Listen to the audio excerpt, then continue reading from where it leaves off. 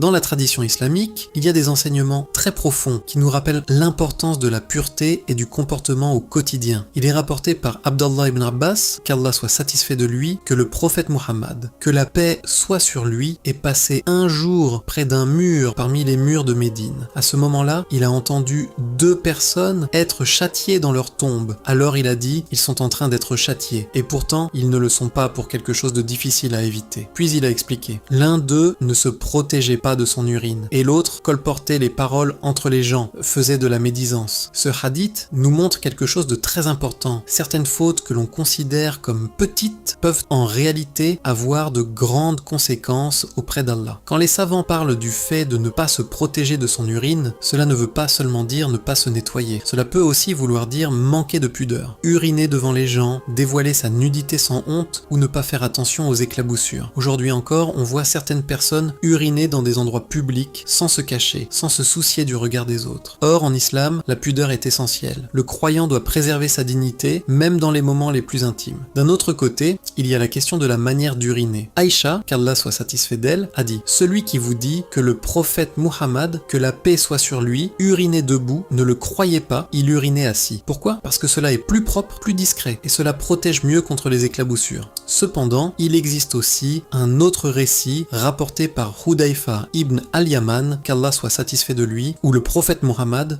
que la paix soit sur lui, a uriné debout dans certaines circonstances. Alors comment comprendre cela ? Les savants ont expliqué que la position assise est la meilleure et la plus recommandée, car c'est celle que le prophète Muhammad, que la paix soit sur lui, adoptait le plus souvent. Mais uriner debout reste permis en cas de nécessité. Par exemple, si le lieu est sale, si la personne est pressée, malade ou si s'asseoir est difficile. Donc il faut retenir ceci. Uriner assis est meilleur et plus sûr. Uriner debout est permis, mais seulement si on fait très attention, car le vrai danger, c'est les éclaboussures. Certaines personnes urinent face au vent ou sans précaution, et des gouttes d'urine atteignent leurs vêtements. Elles prennent cela à la légère, puis elles prient avec ces impuretés. Et là, il y a un problème très grave. La prière ne peut pas être acceptée sans purification. C'est pourquoi l'islam insiste autant sur la propreté. Se purifier correctement après avoir uriné est une obligation. Mais attention, il ne faut pas tomber dans l'exagération non plus. Il n'est pas obligatoire de refaire les ablutions intimes avant chaque prière, sauf s'il y a une raison. Si quelqu'un le fait par piété, c'est bien et il sera récompensé. Mais il ne doit pas croire que c'est une obligation. Au final, ce rappel nous enseigne 3 choses essentielles. Prendre au sérieux même les petites actions. Préserver sa pudeur en toutes circonstances. Veiller à la pureté pour que notre prière soit acceptée. Qu'Allah fasse de nous des gens qui se repentent sincèrement. Des gens qui aiment la pureté et des gens qui accomplissent correctement la prière. Seigneur, fais de moi quelqu'un qui accomplit la prière, ainsi qu'une partie de ma descendance. Seigneur, accepte mon invocation. Qu'Allah accorde sa paix et ses bénédictions au prophète Muhammad, que la paix soit sur lui, ainsi qu'à sa famille et à ses compagnons. N'oublie pas de t'abonner à Lumière de l'Islam pour plus de rappels bénéfiques. Qu'Allah te protège et t'accorde sa miséricorde.